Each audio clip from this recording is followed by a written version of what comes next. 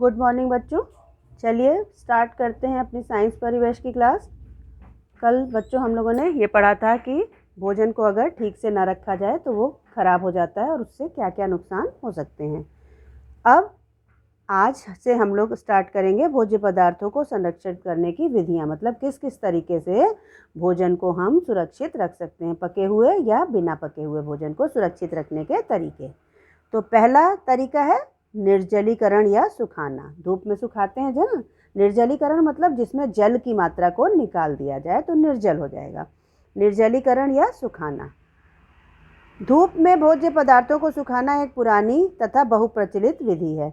इस विधि में सूर्य की किरणों से प्राप्त ऊष्मा द्वारा भोज्य पदार्थों को सुखाया जाता है, जिससे इनमें उपस्थित जल की मात्रा वाष्पीकृत हो जाती है और सूक्ष्म जीवियों की वृद्धि के अवसर कम हो जाते हैं। धूप में अनाज, दालें, पापड़, बड़ी, चिप्स, सेवइयाँ, आंवला, गोभी, मेथी, आम आदि को सुखाया जाता है।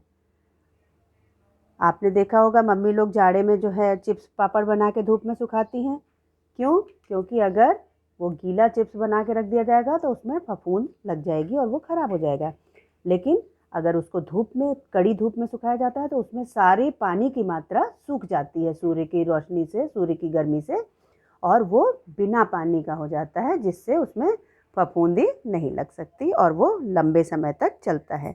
इसी तरीके से जाड़ों में सब्जियां भी बहुत सी सुखा के लोग रख लेते हैं, जैसे मेथी है, गोभी है, इन सबों को। इसके अलावा आंवला को भी सुखा के रखते हैं और अनाज को भी अगर एक बार धूप में अच्छे से सुखा के रखा जाएगा डब्बा बंद एयर टाइट डब्बे में, तो वो लंबे समय तक उसमें कीड़े और फफूंद नहीं लगेगा। आजकल कृत्रिम विधियों से भी निर्जलीकरण किया जाता है।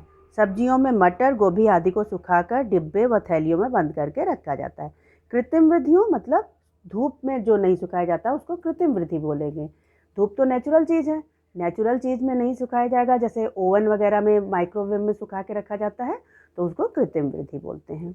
तो आजकल कृत्रिम विधि से भी बहुत सारी चीज़ों को, चिप्स पापड़, जैसे आप लोग पैकेट वाला चिप्स खाते हैं ना तो उसको धूप में नहीं सुखाते हैं, उसको ओवन में सुखाते हैं फैक्ट्रियों में बड़े बड़े, तो वो कृत्रिम विधि हो गई, तो वो भी लंबे समय तक सुरक्षित रहती है।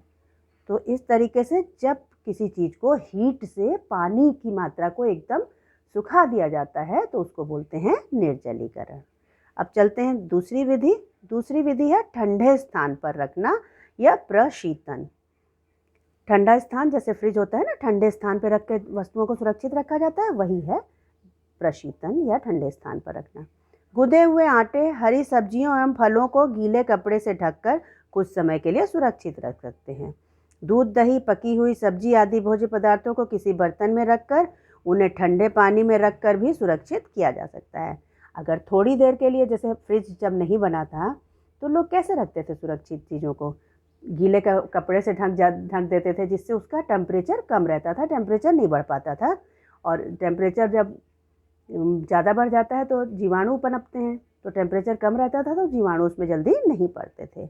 इसी तरीके से खाने के पदार्थों को भी, जैसे रात में कोई फूड बच गया तो उसको सुरक्षित रखना है तो उसको एक बर्तन में करके और दूसरे बड़े बर्तन में पानी करके उसी बर्तन में डाल के, ताकि उसका टेम्परेचर कम रहे, उसको रख दिया जाता था रात भर, जिससे वो सुरक्षित रहते थे। आजकल घरों में भोज्य सामग्री को संरक्षित रखने के लिए रेफ्रिजरेटर का उपयोग किया जाता है।